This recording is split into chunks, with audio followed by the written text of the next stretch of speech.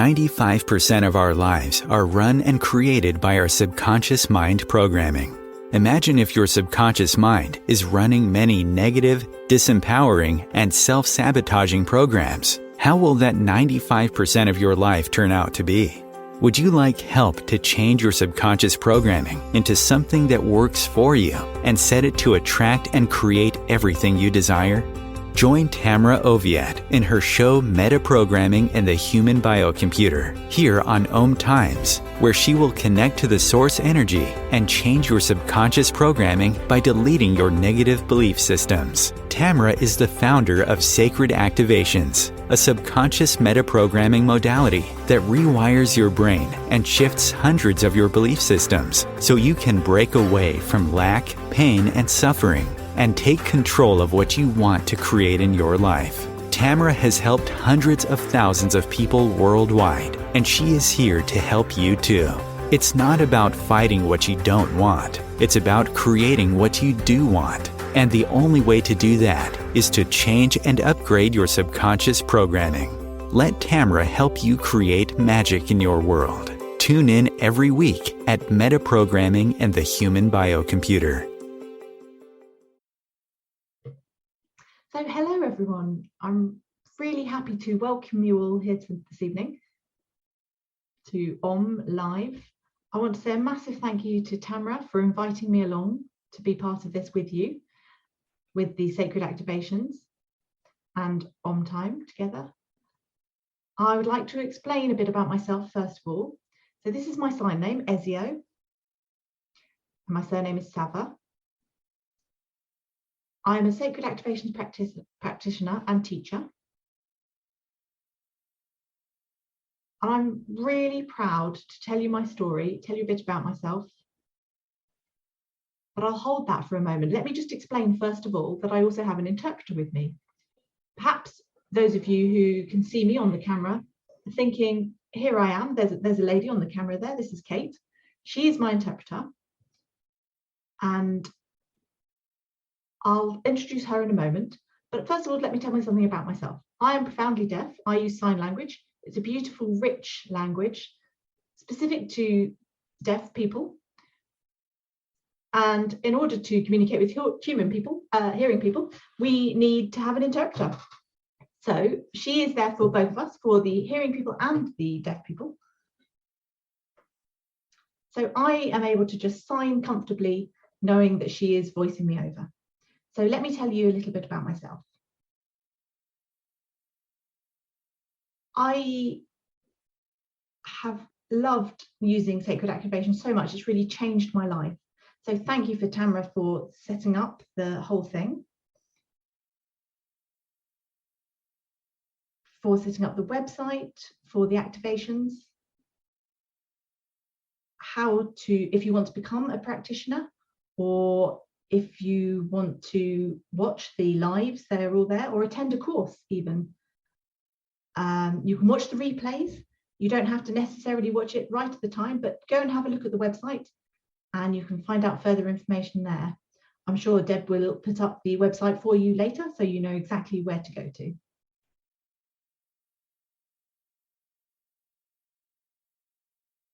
After this is finished, go and click on the website. If you've got any questions or anything you want to know, I'm sure the website will be able to answer that for you.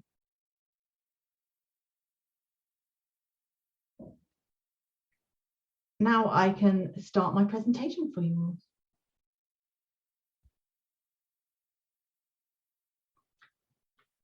So I got involved with Sacred Activations 1 year ago.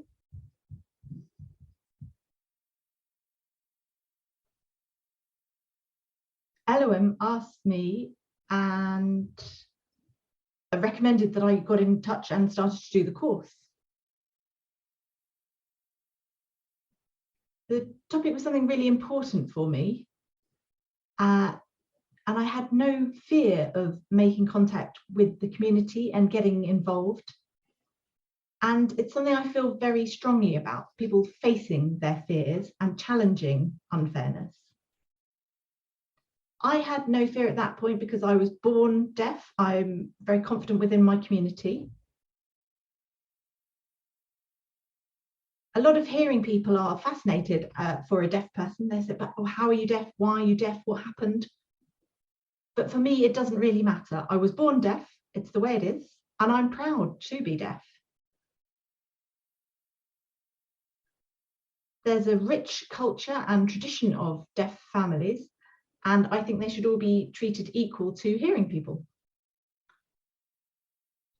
So I was born to a hearing family, and traditionally hearing families, if you have a baby who's diagnosed as deaf, they sort of think, oh, what shall I do? And they aren't sure. So for me, I didn't used to respond to sound.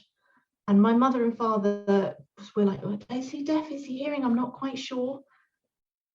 They could tell I was smart when I was a baby because I would always react to things. Maybe there would be a person talking to me and I would turn around and look to see what the person was saying. And so therefore they assumed I was hearing for quite a while. Now they have the newborn screening for NHS babies in England, but at the time I was born, that didn't exist. So it took them a while to realize that I was deaf. So my family took me to the doctors and they said, I'm sorry to tell you that your child is deaf. It's actually fairly common for a hearing family to have a deaf child. So 80% of deaf people's families are hearing, which is obviously an unknown to them and sort of a negative thing because they don't understand. But it doesn't have to be that. Now there's all sorts of technology and cochlear implants and various things available if you want, but that can be stressful for the deaf person, can be quite traumatic for the deaf children. Myself, I can remember growing up and feeling controlled by other people, feeling the decisions were taken out of my hands and that people were trying to fix the problem of deafness for me. But sacred activations has been something I've been able to turn to give me a new perspective. And it's something I've been able to put in my armory and something to use on my own personal program.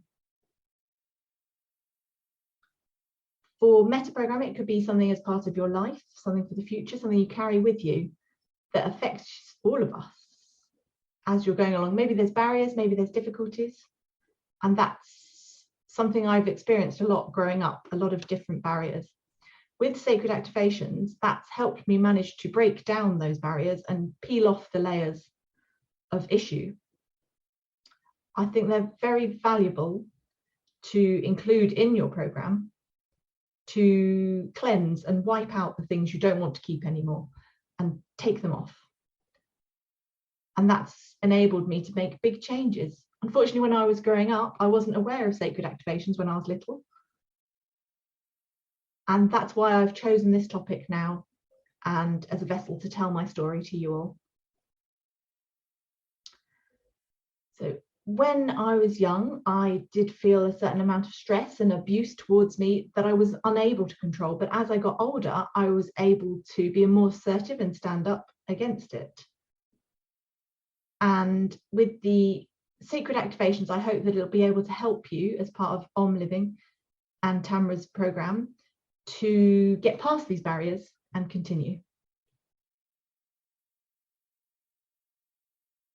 So going back to my life story, society's view of deafness is basically quite negative. There was a lot of you can't do this, you can't do that.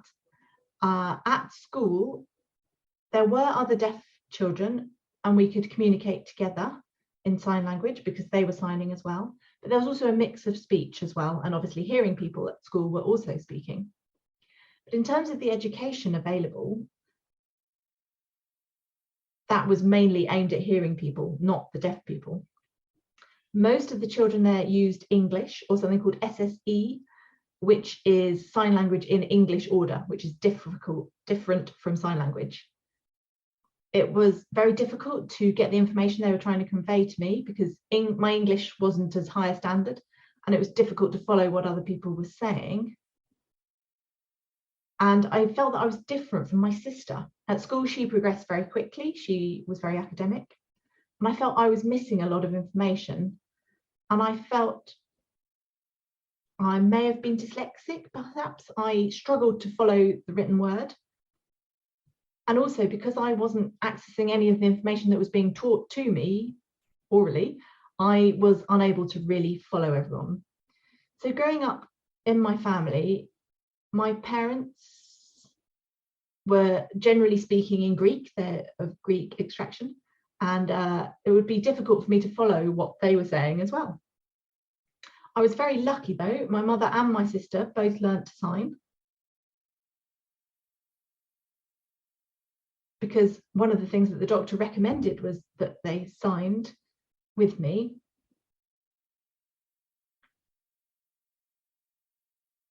And the school did have signing classes for parents available, which was brilliant. For my father, he only learned to sign a bit later when he was quite a lot older, and he uses a sort of gesture version. So he has some signs in there, but it's also very much his own version.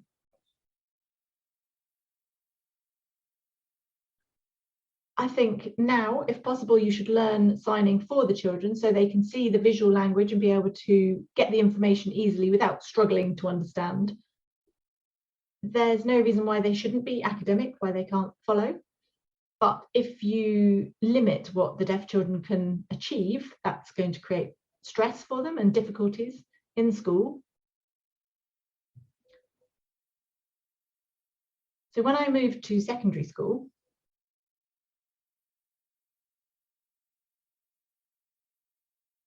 I was motivated, I was excited, I arrived at my new school ready to go. I was young for my year when I went to school, but I was keen, I was ready, I picked up lots of information. But unfortunately, the teaching I received was limited. And I did feel pressured into speaking. Some of the classes, the teachers didn't sign at all. It was all spoken, and I had no idea what they were saying. And often they were just like, oh, don't worry about it, it's fine. And I missed an awful lot of what was going on within the class. And sometimes the deaf children did mess about because they didn't understand and they got labelled as naughty. And it's been quite a thing to think about, all that pressure and all that giving up and not knowing what to do. And signing was not really encouraged. We had to do it sneakily. So we did adopt things here and there, but it had to be done sneakily.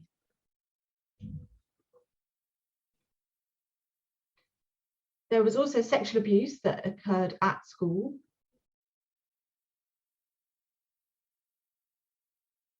There were about 30 children who experienced abuse as well.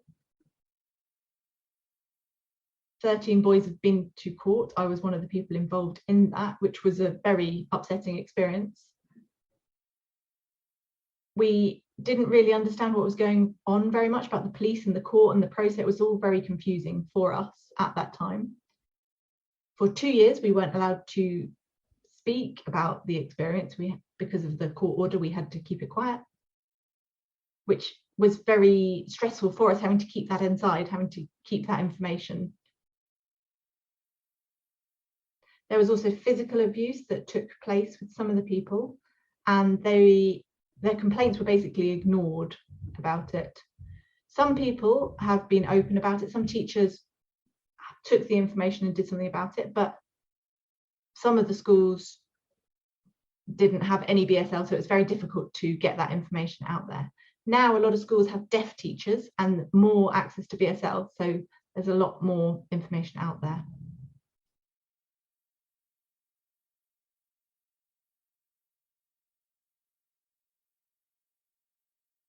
So when I had speech therapy at school, they would give us a thing, we had to say the word, and they would repeat it again and again, maybe mouse, for example, a simple word that we had to repeat. And sometimes we'd do well at saying it, and then we'd attend the next week and it would be the same words that you'd have to say again. And then that became very upsetting for me, I was very grumpy, I was kind of fed up because I just didn't see the point. I felt very demotivated. And I just wasn't really interested in learning anymore. If that's as good as it got, I didn't want to know.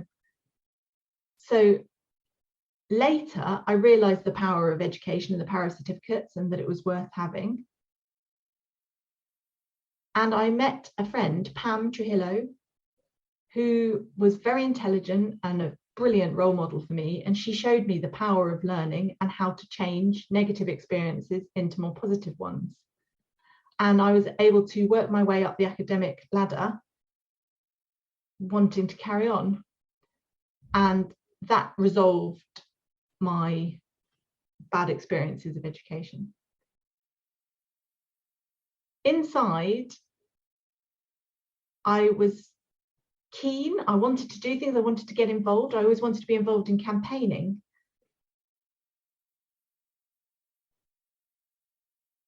And I decided when I was 13, I didn't want to do any more learning. I just wanted to have a job.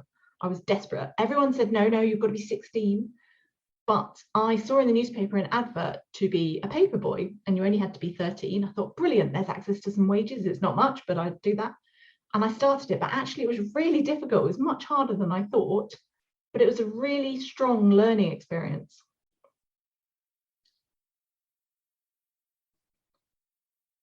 When I was 14, I wanted to be a lawyer. I was strongly influenced by the courts.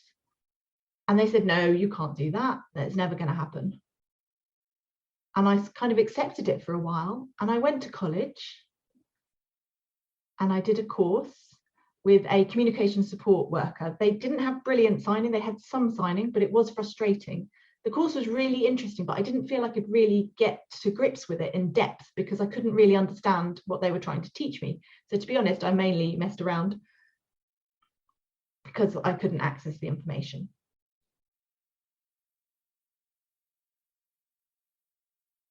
So the communication support worker that I was working with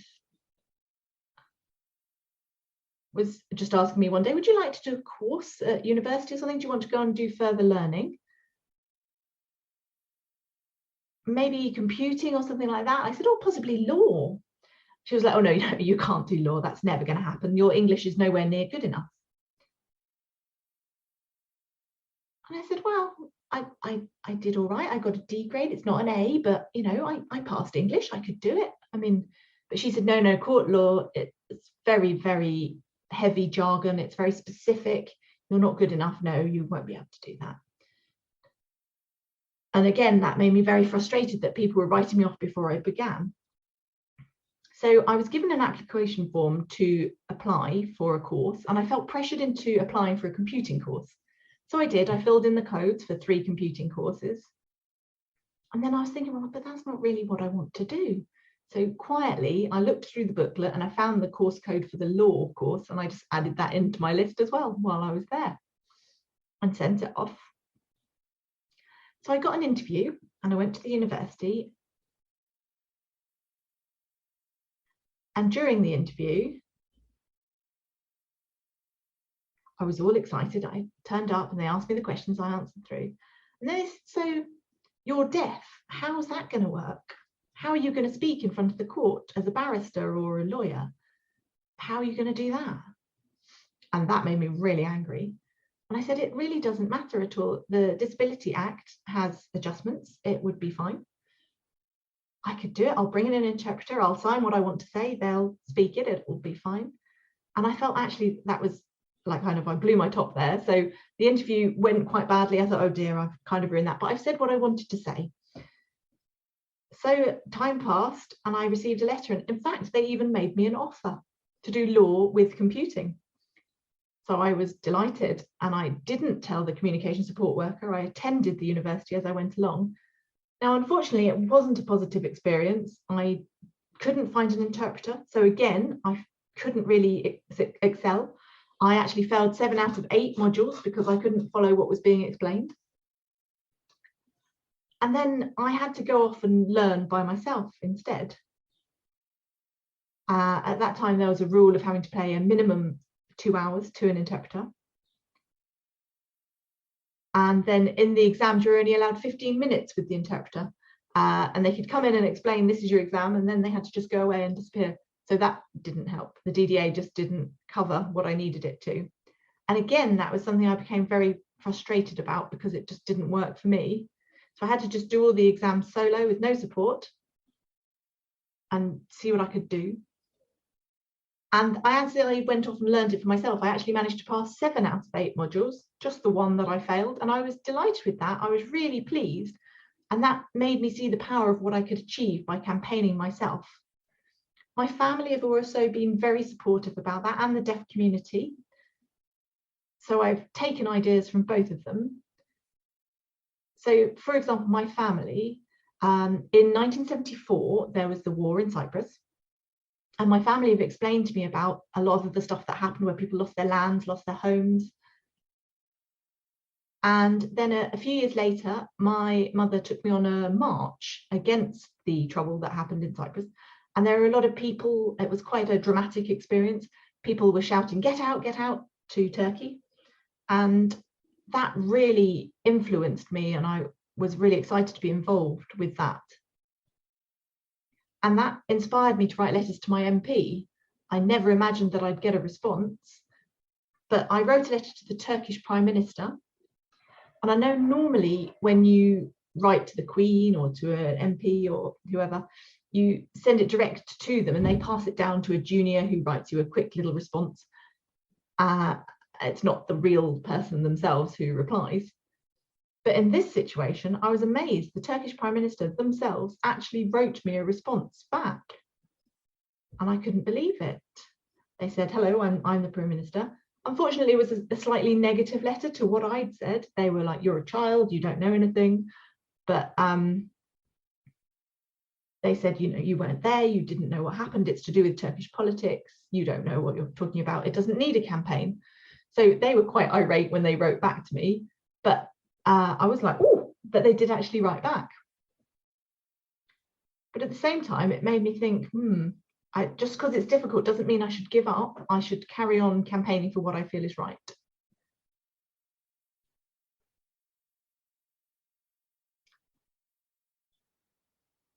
So after I'd done my work as a paperboy, I wanted to do voluntary work within the community. So I did some admin, I did some graphics, and I did various roles around the place. And something that I felt strongly about at the time was the access to subtitles on TV. There was nothing. So at that time, I couldn't really follow TV because there was no subtitles for me.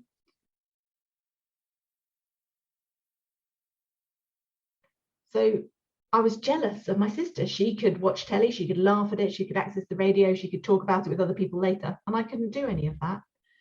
So I used to spend a lot of time saying to my sister, what did they say? What did they say? And she'd have to sign. So sometimes my sister or my mom would try and sign a little bit to me, but it would depend on her mood. If it's a program that she loved, she'd be quite good at signing it to me. That would be great. I could access it and get the information off her. Films were particularly good, but obviously that's a lot of work for my poor sister to have to interpret all the way through that. Sometimes she'd have to delay and go, what did they say? What did that mean? Sort of figure out how to sign it for me. Or the classic deaf, I'll tell you later, which is incredibly annoying. But at one point when Sky was new and cable TV, there was the opportunity for subtitles to be there. They had it as subtitles. So I sent responses and they were fairly positive about it. So I contacted the Deaf Broadcasting Council, the DBC. And they said, no, you're too young. This is not something for you to get involved in. We'll sort it out. We'll do it for you. And at that time, we were still using fax machines. So I basically bombarded them with faxes and minicom calls all the time, campaigning for my subtitles. And I felt each time I did it, there was a little bit more power going my way. And ultimately, it did become successful. And now we do have subtitles on telly as a normal thing all the time.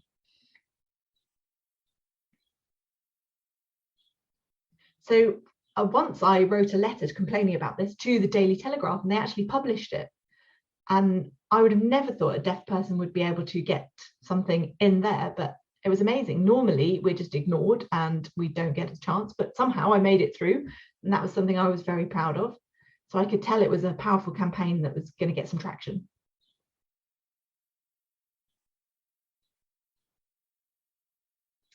I also was involved with a campaign against the council. It was Islington Deaf campaign.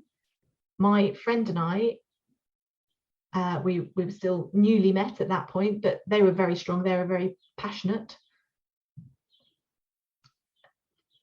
written English we weren't so great at, but really good at conveying themselves through sign language. And we set up a campaign. I was the secretary for the organisation. And there was a particularly dramatic bit of news came out of the government at that time that they wanted to pass a bill for genetic modification, basically, for embryos who possibly had the gene for deafness to be screened out. There were other various disabilities as well, but it was a shock for deaf families for generations who were proud to be deaf. They were all deaf, to suddenly see their people were about to be wiped out. So that became quite a hot topic among the deaf community. So there was a lot of campaigning at the time to try and get them to rethink and understand why it was important to deaf people to carry on their people. So lots of big organisations were involved, like RNID and RAD, but there was also a lot of rejection around it. Some deaf people really challenged us about that. And there was quite a strong example of audism, which is not autism, audism, which is discrimination against deaf people, sometimes by hearing, sometimes by deaf people to deaf people. And that was quite shocking, the power of response against us. So it was an example of breaking the human rights against deaf people's human rights. But a lot of people didn't fully understand. They're like, I'll be fine, it's all right. And they sort of managed to sneak it past. So there was quite a lot of targeting against us, which was quite hurtful. But we passionately believed that our view was right, that we should keep campaigning against that bill. And we knew it would be tough, so we decided to start a march to show how great the feeling was. And we got it all officially approved. We asked the police for their permission to do it. And some deaf came, but less people than we expected. There were probably about 200 people there in total, which was wonderful to see people expressing their support and marching. It was a beautiful day, so it was nice and sunny. And it was just people being deaf and proud to be themselves. And we were explaining why we didn't want deaf people to be genetically removed, because they are our community, particularly as the signing community is quite small and goes back generations and has existed as long as the world has. There's been sign communication since we were monkeys, basically. So it goes back a very long way. We handed in a petition at Downing Street. I think there were about 10,000 signatures on that. And then that got taken to Parliament to be debated. And they mentioned the 3 big organisations that were involved, and also little old us as well. So we were super proud. There was only maybe 15 representatives of us, something like that. So a very small group had a massive impact, and we managed to change the law, and now it became much more difficult to genetically remove deaf people. So that was an example of our success that we were super proud of, and that demonstrated the power of campaigning to me.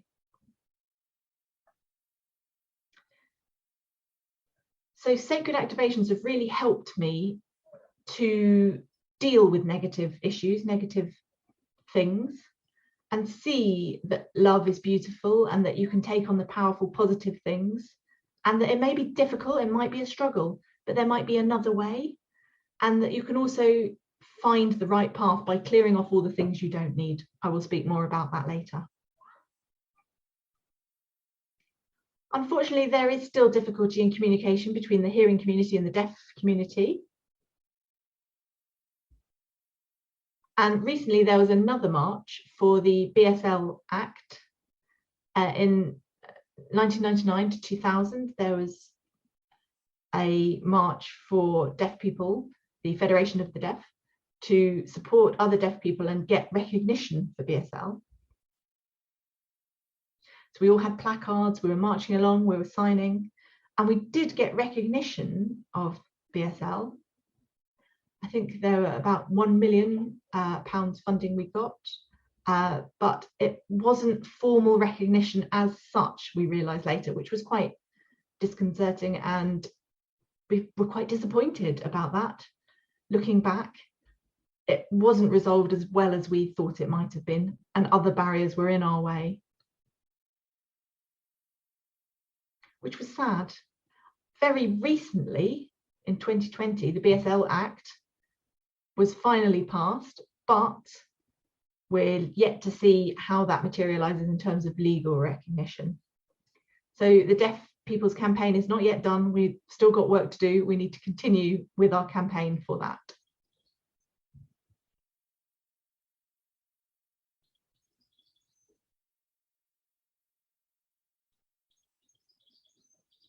So generally among hearing people, there is an attitude that deaf people can't do this, can't do that, but I want to prove them wrong. I want to prove that I can achieve things. I'm a deaf teacher, I'm an interpreter, I'm a translator, I've got a law degree, I've got a master's in business administration, I've got the Petals qualification as a teacher, I've got a PGCE, I'm a Reiki master and a Akashic Records practitioner and Sacred Activations practitioner and teacher. So there's many things I've learned as I've gone along, and there's loads more that I want to learn for Sacred Activations. I can't get enough of it. And I feel that's really been transformative for my life. So I spoke about my friend Pam before, who sadly has died of cancer since we first met. But I only discovered Sacred Activations after she died. I really wish that she'd discovered it herself, because I think it could have really benefited her in her life and led her to deal with a lot of things. We were very successful though. We set up a company called Femora Social Enterprise, and she was the CEO. It was only run by deaf people. There were no hearing people. We wanted to prove that we could be successful deaf people ourselves. And it wasn't always easy, but we kept on going. And I really want to say a massive thank you to Tamra for all her support and all the information she's provided, and Elohim as well, and the angels and the Red Indians. All sorts of different people who've come to me through Sacred Activations and the right path, and have shown me to fight and help myself how to go along the right path and show that deaf people can be strong and can campaign for change within the community. Now I think we're going to have a short break.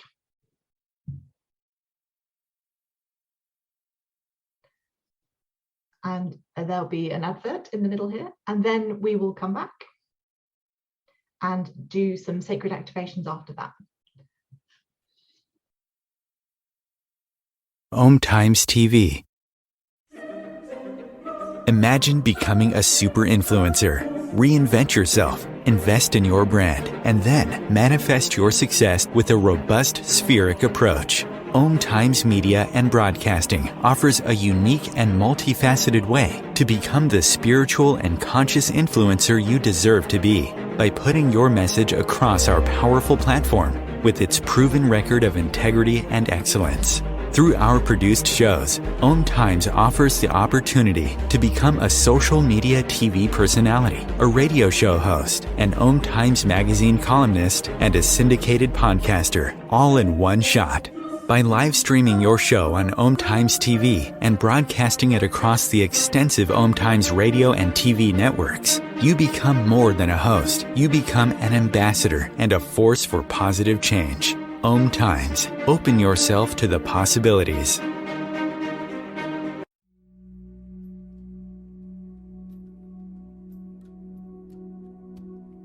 Do you want to go deeper into Sacred Activations, which is a subconscious meta-programming process? Tamra Oviatt is inviting you to visit her website at tamraoviatt.com to sign up and get lifetime access to free 7 activations that you can listen to anytime you want or as often as you need. If you like what Tamra does and like to incorporate Sacred Activations into your life, she also offers live webinars, masterclasses, and practitioners training to further support your healing, manifestations, and expansion. There are hundreds of activations on her website that address different aspects of your life: money, health, relationships, intuitive abilities, and more. Head over to her website at tamraoviatt.com and experience the magic of sacred activations. Thank you for listening.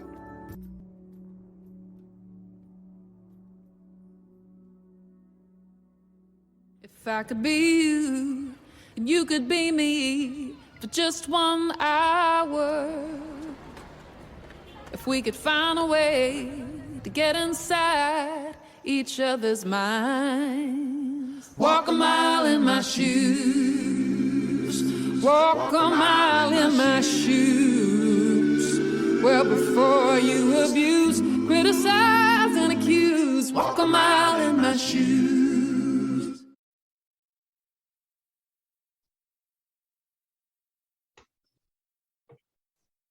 Hello everyone, welcome back. I hope you've enjoyed my story so far. It's shown the journey I've been on of campaigning as I've gone along. And as part of my program, I've been trying to delete barriers and negativity and try and clear it all out. Maybe you feel there's something that's been stopping you or your community.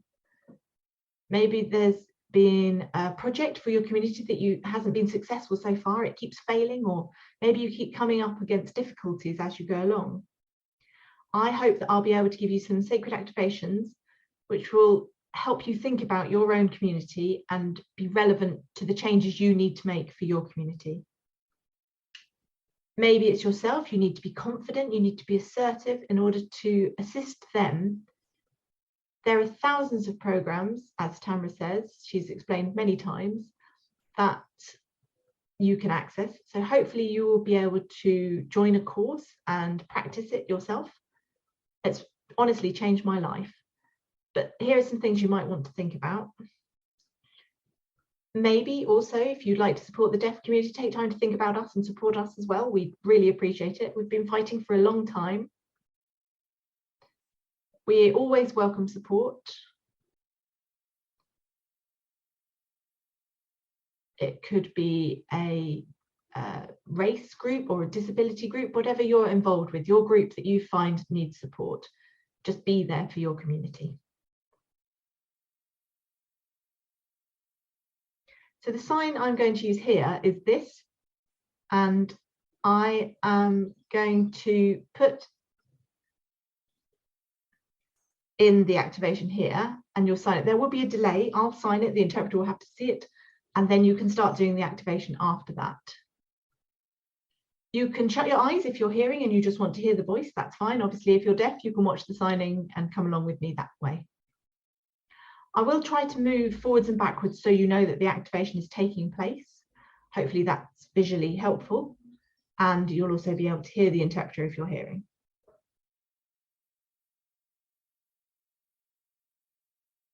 The first thing I'm going to think about is your heart. Open your heart and feel connected to Mother Earth. Imagine your feet being grounded through the earth. Find a beautiful place in your heart and find that strong connection, the electric zone that links you to Mother Earth, and feel her love flowing out towards you. It's a beautiful feeling. Feel it coming up through the soles of your feet from the earth and into your heart. Feel connected, feel bonded, feel the energy. I want you to think about your genetic DNA. Feel all together. Maybe there's been a campaign for your rights. Maybe there's been a problem that you need to sort out. So this activation is fight or flight.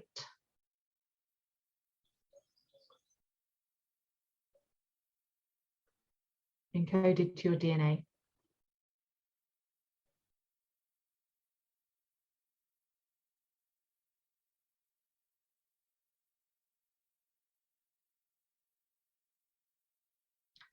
All pain gets removed. You can just clear that right off.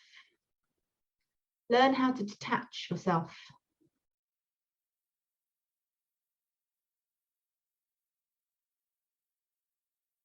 Maybe you see yourself as a prisoner of the earth. Maybe there's oppression. Maybe you feel trapped and like you're campaigning to get out, to release yourself. So this next activation is prison planet.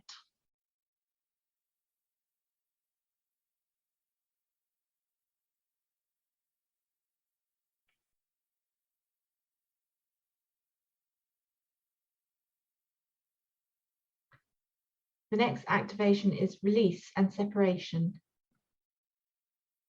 Maybe discrimination, maybe oppression. Release yourself from all of that.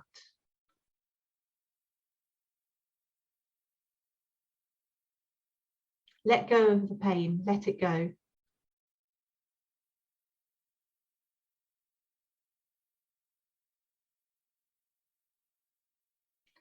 So the next activation is release, separation and anger, judgment, resentment, and hatred.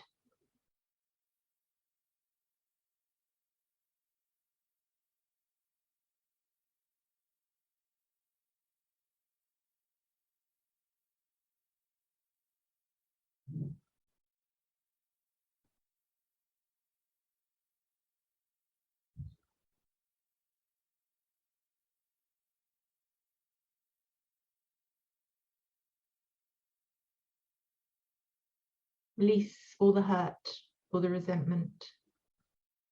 Maybe of your group. Think about yourself as part of the community. Also the deaf community and the struggles they've experienced. Think about examples where you've seen the government or the council or people, other people taking control of your people, and that feeling of powerlessness. Clear away all the control that other people are having over you. So the next activation is hidden control.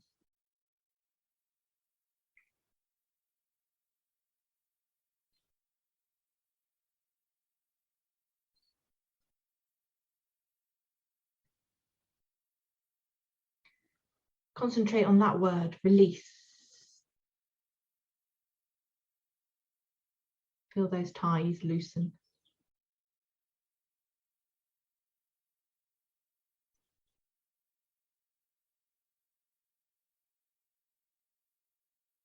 Maybe there's anger within you against the system.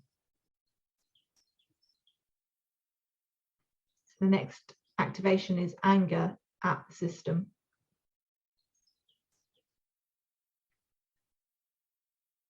Let go of your anger.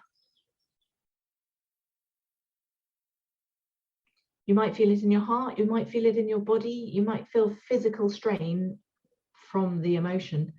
Let it go, release it all.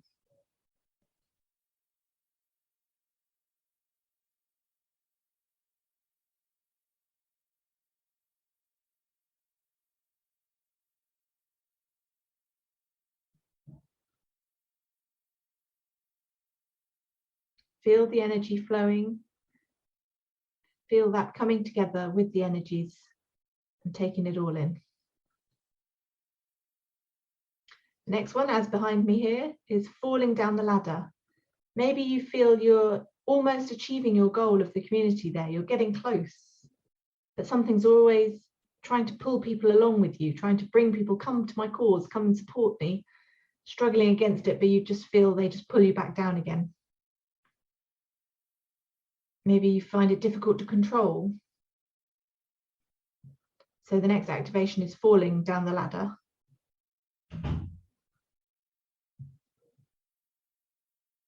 Let go of that mental block that you're going to fall down the ladder. Just get back on that ladder and start climbing up.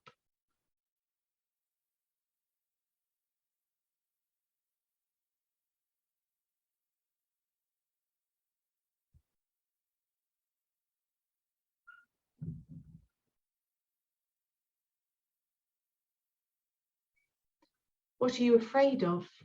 What is it that you feel? Is it fear of failure? Fear that you won't achieve? Is that always ringing round and round in your head? Next activation is fear of failure.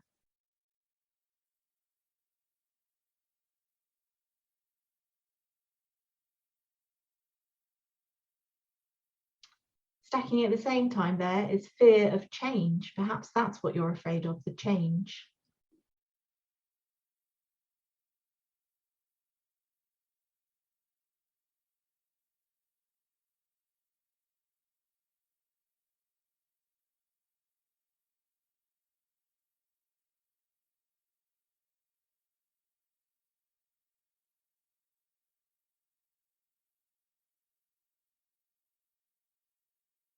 Clear away all fear, reduce down the fear. It could be fear of becoming the leader. Maybe your community lacks a leader. Maybe you should adopt that and become the leader. No need to be afraid of it, embrace it. Fear of being a leader. You can do it. I believe that you can lead, follow the guide, and you will be able to be a strong leader.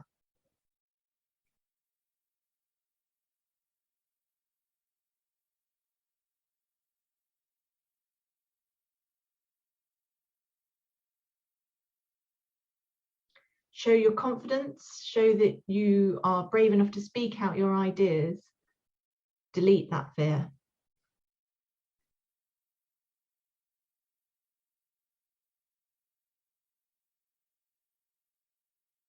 Voice your communities. Imagine you're voicing their views. There might be people that attack you.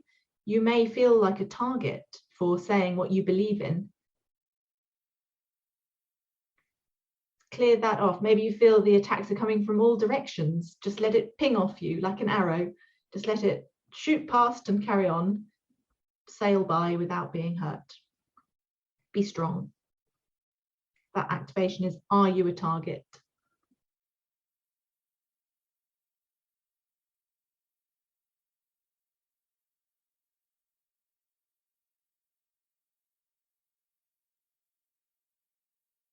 In parallel, we do the activation learning through suffering. It will be difficult. Let go of the worry about that.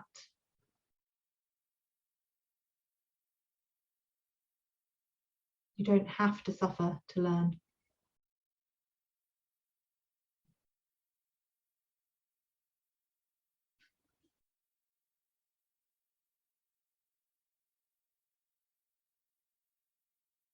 Just let it all go. Be calm.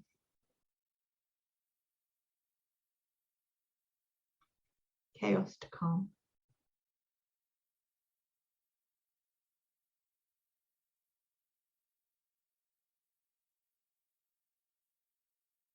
Caste system family activation next.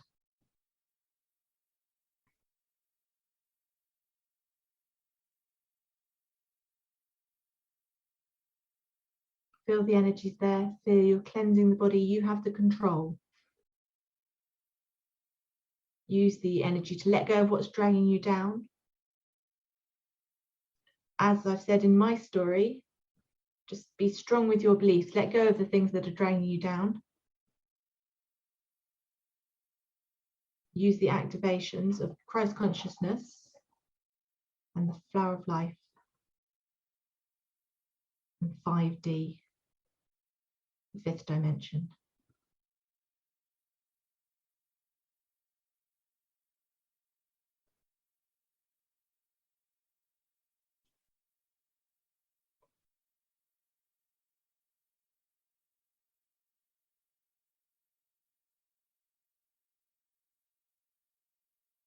Hopefully you're all feeling calm. You've cleared off all the stress, maybe the glass ceiling. You've got rid of that, the invisible barriers. It's all about the clearing off all the things you don't need and able you to advance through the program. Have the perspective to look in at yourself, and the next activation is being recognized, being seen for who you are.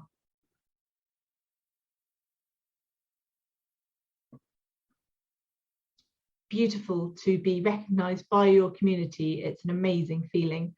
feeling part of something, feeling joined together to them, helping people, taking their ideas and changing them into action and focused towards achievement. Next activation is I am not worthy. No, you are worthy. You need to believe that you are worthy. The program that I'm putting in now, the new program, is yes, you are worthy. Fight for what you believe in. Fight for your self-worth. Fight for your community. Fight for the deaf community. We believe strongly that sign language is the way to go, that children should be able to access everything in sign language. All the community should be able to sign. We still believe that because you are worthy. We deaf people and deaf children, we are worthy. It's a fantastic thing to be able to do. So the activation is you are worthy, or I am worthy.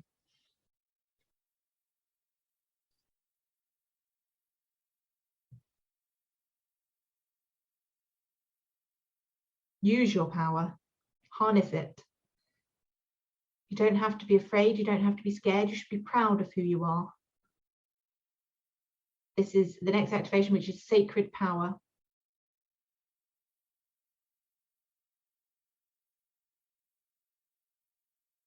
You can live your beautiful life, you can live your dream life. Believe in it. Take the community with you, bring them all with you. Share the information, share the knowledge. Be strong, be proud, and fight for the community.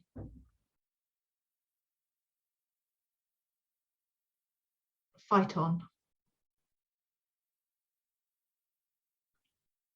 I am proud of all of you. I'm proud and passionate about my community. I believe everyone is worthy within the community. Next activation is I know my stuff.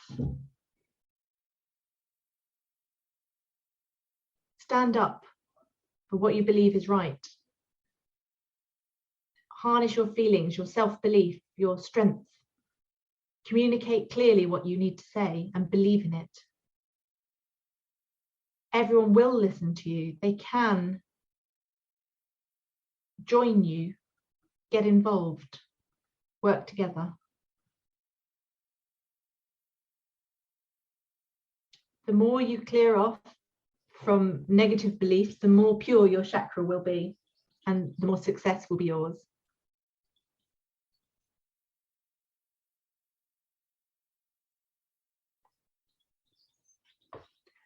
The next activation is stop creating conflict. Maybe inside, you're not quite sure, shall I do that, shall I not? Will it upset things? You can do it, you can all do it. Stop creating conflict within yourself. Get it all out. Clear it from your program and replace it with self-belief and accept your own beliefs.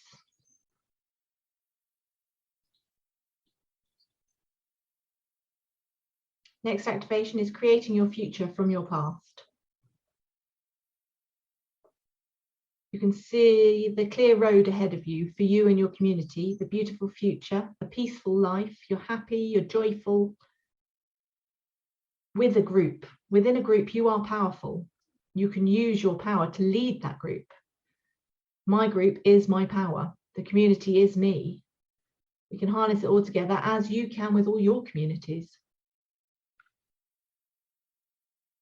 You can clear away the past and use the future to create something new. Be confident in yourself. Next activation, confidence and self-esteem.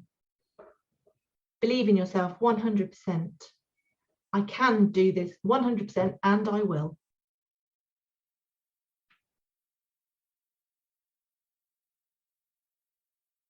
I believe in Tamra's vision of world peace. I believe in the world where the whole of the world, all the communities are happy and joyful. The deaf community is included, the hearing community come together. We mutually respect each other.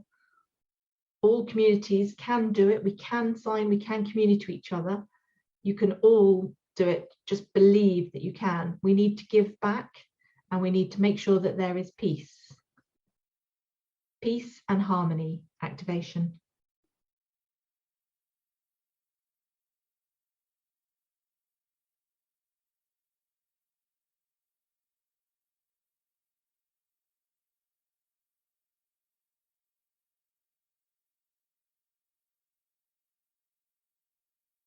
Now let's accept all of the energy that's surrounding us at the moment. Accept all the new ideas, clear off the old ideas, and let's travel back to Mother Earth, back through our heart. Journey all the way back down to beautiful Mother Earth. Feel the love. Feel the friend, brother, sister, mother, father. Mother Earth loves all of us. We want to give back to you. We give our love back to you. And also to all the other people, to all the communities, including the deaf community, deaf children, deaf people all over the world. Thank you. Come back to Earth. Ground yourself now. Back through your feet, back up through your heart. And come back to me now. Open your eyes if you like. And we have just a couple of minutes. If you've got any questions for me you'd like to put in the chat, I will be happy to answer them for you. Thank you very much. Don't forget to join Tamra's courses on the website. I can't recommend them enough. I think they're just amazing. I totally recommend it to you.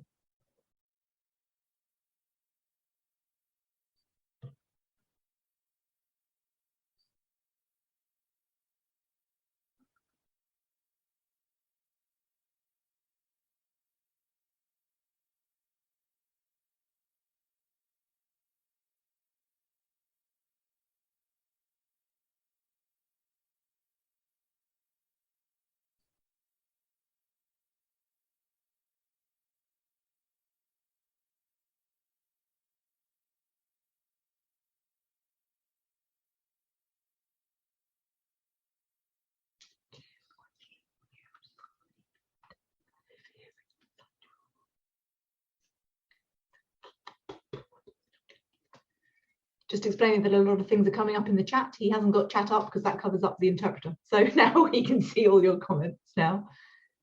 Thank you very much for everything you've been putting in the chat there.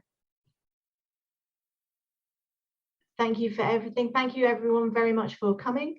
Whether you're deaf or hearing, thank you very much for attending. I hope to see you all and I send my love to you all. Thank you for all your comments.